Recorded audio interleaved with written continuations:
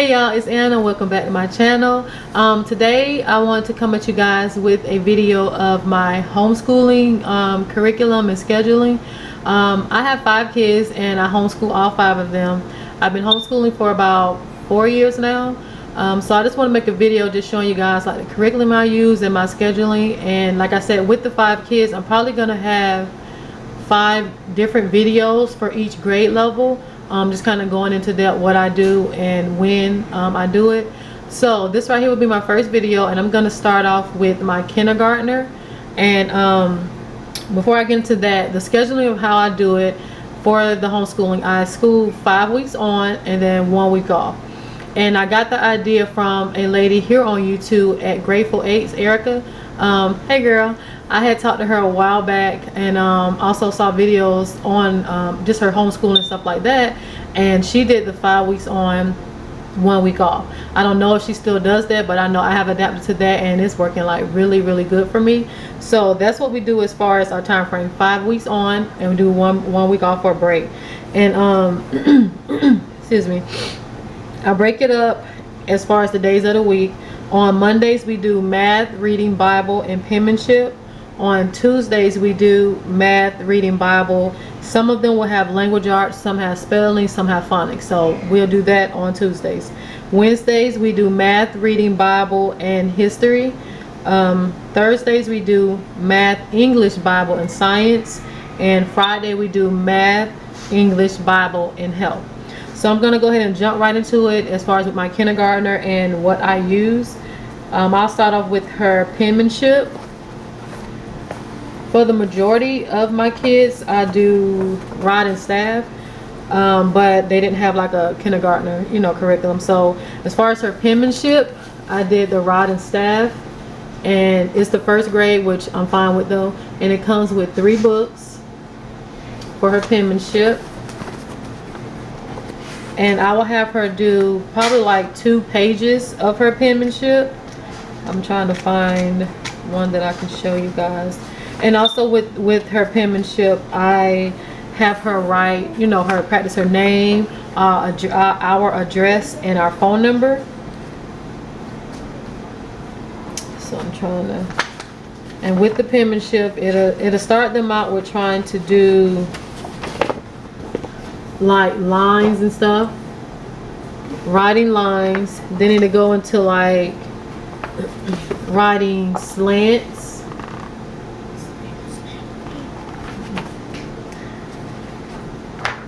doing curves, just preparing them to start, writing, letters.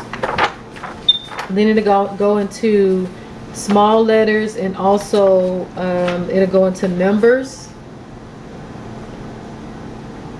And this is unit 1 and 2. That goes up to unit 5, so it gets more and more advanced. Well, she will start writing words. So that is her penmanship, guys. Like I said, she normally do maybe 2 or 3 pages, front and back. And again, with her phone number, name, and stuff. And then also go into numbers. So that is her penmanship that she does. As far as her science, we do the Our Father's World. And as far as her science, we would do just 1 lesson in a sense. We'll read. Normally with her science, it'll be me reading the 2 pages to her and then just talking with her on things that she got from the lesson. And sometimes they have questions, and I'll just do really oral review with her science. So it's nothing that's like really strenuous or too in-depth. I'll just read the 2 pages for science, and then we'll talk about it. And these are just, I can show you how the science look. There's some things that are in it.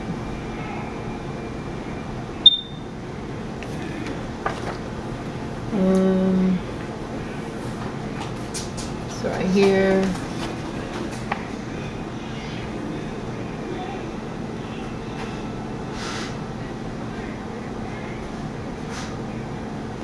So yeah, that's her science. Simple, nothing too hard or nothing like that.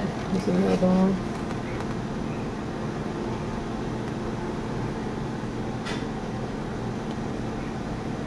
And again, this is the Our Father's World that I do for her, and it's the first grade, but like I said, I'm fine with it because we just read it and, you know, discuss things about it. So that is her science. And as far as her history, it's also a first grade that I do for her, and it's My America and My World.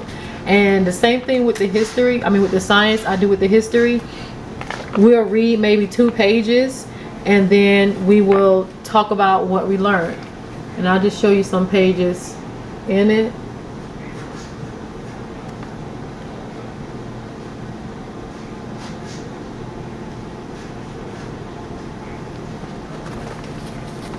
So she's learning about like national parks. We've talked about the different ways of how we travel from back in the day to now, even some presidents. Let me show you a couple more pages.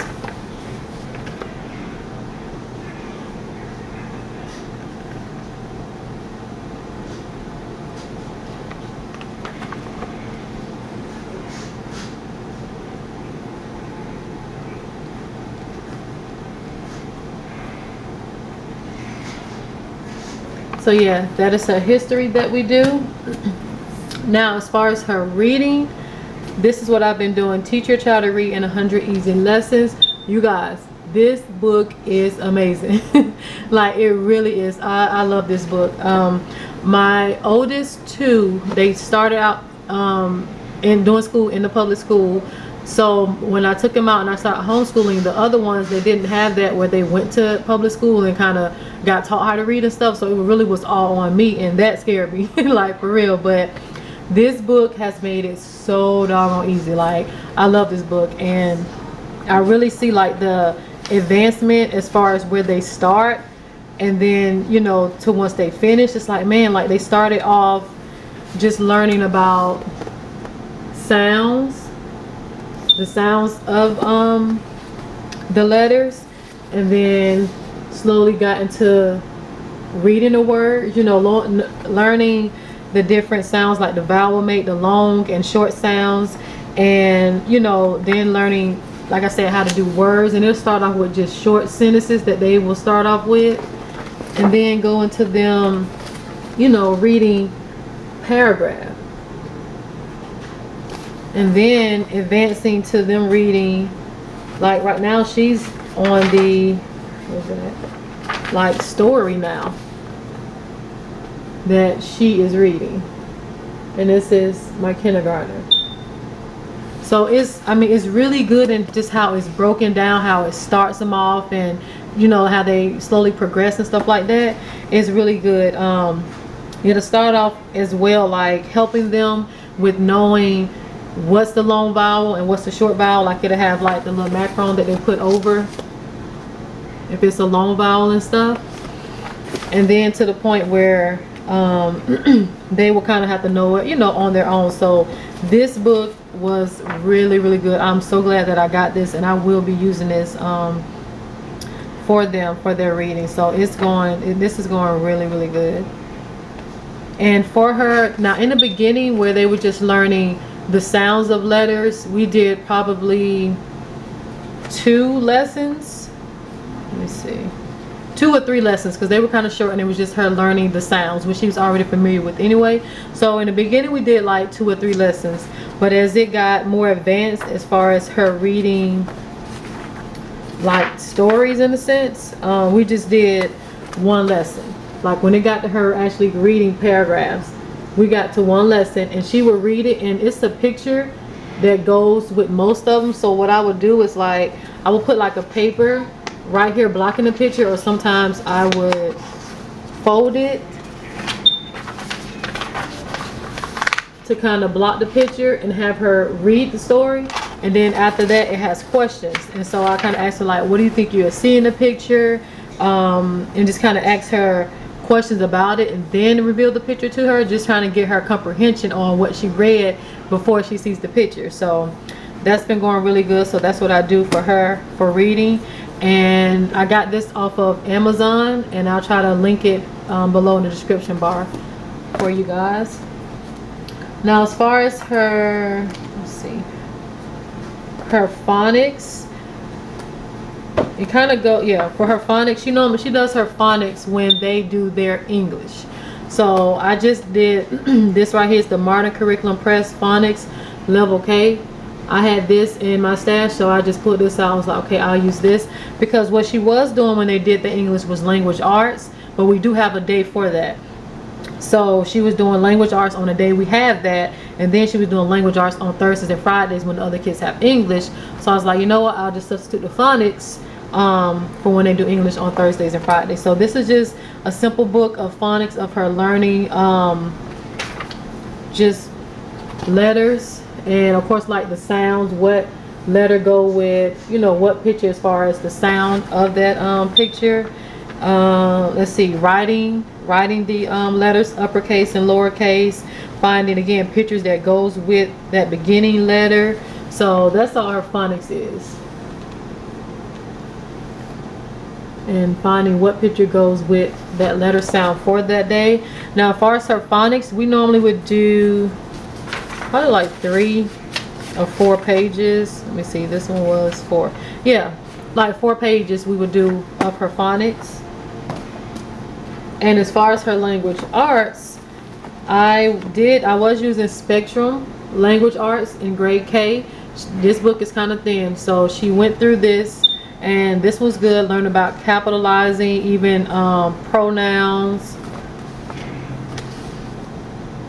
I'll just show you guys some pages in this. And this is the Spectrum Language Arts, grade K. Rhyming words.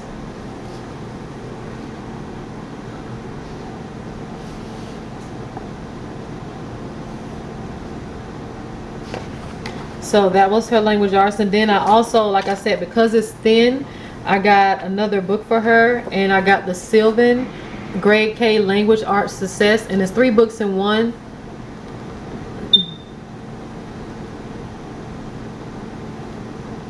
It's the alphabet activities, reading readiness, and beginning word games. So this right here is doing the uppercase and lowercase letters, where it will do in the beginning.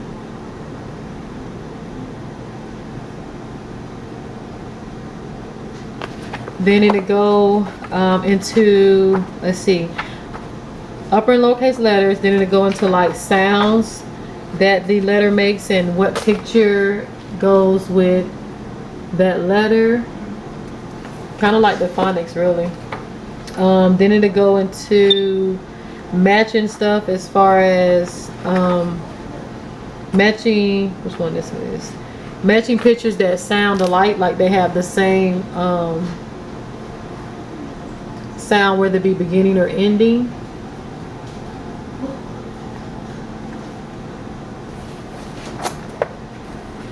Then it went into also reading and knowing like what order, like first, second, third, or beginning, middle, and end. So this is really good as well. So this right here is her language arts that I do. This one was the Spectrum, and again that one was thin, and so I incorporated the Sylvan kindergartner language arts, and that one's way thicker. So that's her language arts. And as far as her math, we were doing the Go Math Florida. And let's see, this is I believe, I guess they use it in the Florida schools, I'm guessing. I don't know, we're here in Florida, so I just got the Go Math Florida off of Amazon for her, because it was like a really thick book, but we do math every day. So she even, this is how thick it is. She even went through this already. Excuse me. And it'll basically do, let's see, like matching the number with how many objects you see.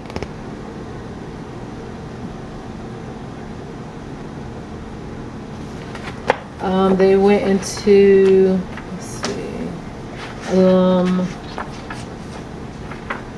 learning stuff first, like number order, first, second, third, fourth, and fifth. They went into a little bit of adding.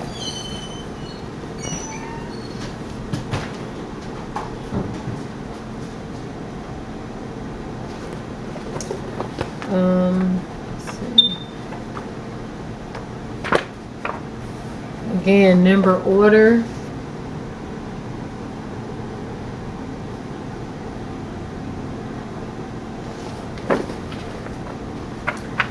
They also went into shapes as well, even three-dimensional shapes.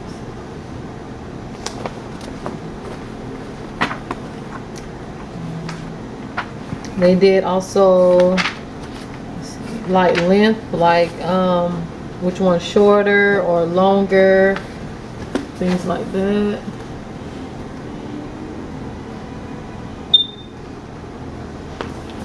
So yeah, she went through that, and then I went ahead and got the Sylvan Kindergartner math book for her. Basic math, math, games and puzzles, shapes and geometry. Started off with her just writing numbers.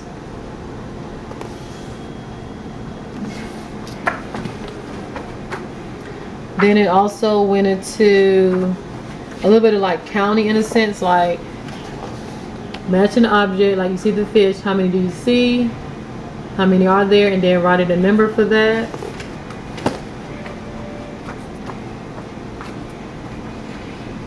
Also number order as well, like what number is missing.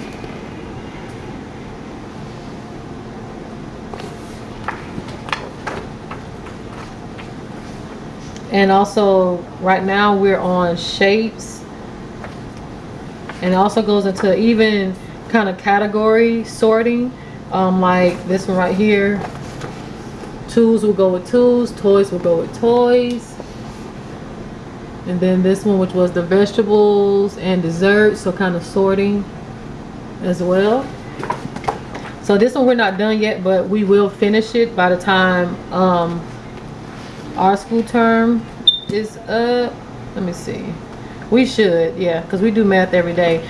And I start with my kids, I start schooling in September, and I normally they normally do their evaluations in July.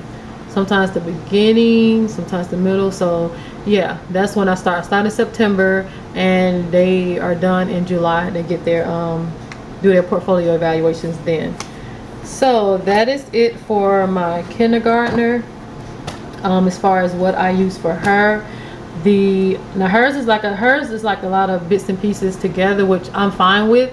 When I first started schooling my kids, that's kind of how it was. Like I was just pulling from, you know, different places, things that people would give me just to help me, you know, start off. It was just a lot of just separate different things from all over the place, but I made it work. Right now it's kind of more structured. As far as my other kids, they do straight rod and staff, and I'll show you those for their grades, and even look open up the book so you guys can see. So for the other ones, it's really a more solid curriculum, and it's the rod and staff. With my oldest one, my oldest child, she's in the 6th grade. She does her work strictly online, and I do a video showing you guys what curriculum I use for her. But as far as my kindergartner, this is kind of what I was able to pull together, because I wasn't really seeing like a lot of kindergarten curriculums. And then the ones I did see, I'm like, I'm not going to spend all that money, you know, for kindergarten curriculum. So I pulled from different things and I made it work for her. So that is going to be it for my kindergartner curriculum and what I do. As far as my scheduling, which I might be repeating this in every video, but I used to school like all my kids at the same time. That got so overwhelming. Like it really did. Like when I'm doing reading with one, 2 of them come to me asking me stuff, and it just got overwhelming, because it's kind of hard to stop in the middle of reading, you know. Like she started reading, now she got to stop, try to remember where she was at, and try to get back in focus, you know, dealing with reading. You know, she really needed that time to just a quietness just to read. So me and my husband just really sat down and tried to think of a schedule that will help me and want it to be, you know, less stressful. So what I do is in the morning, after I get up, after we get up, brush teeth and stuff like that, get dressed, what I would do is at 7:45 I will wake up my 2nd grader, my 3rd grader, and my 6th grader at 7:45. They will start on their school at 8 o'clock. My 6th grader is more independent. She does her work online. My 3rd grader, her stuff is book work, but she really doesn't ask me too many questions. We'll go over her work. She understands it. She go gets it done. She'll ask me questions very seldom. She's kind of even independent. My 2nd grader, I'm able to sit down and focus with him and do his work with him without being disturbed, because my 6th grader, my 3rd grader are, you know, pretty independent. So that gives me time to sit with my 2nd grader on things that he needs me to actually sit there with him on, which is normally like his reading, English, science, history, basically all of his subjects except for math. Math he is independent on. He does it by himself. So like I said, at 8 o'clock, my 2nd grader, 3rd grader, and 6th grader would get up. I mean, they'll start on their work. That's at 8 o'clock. By 9:15 we will start eating breakfast. So they will break at 9:15, eat breakfast.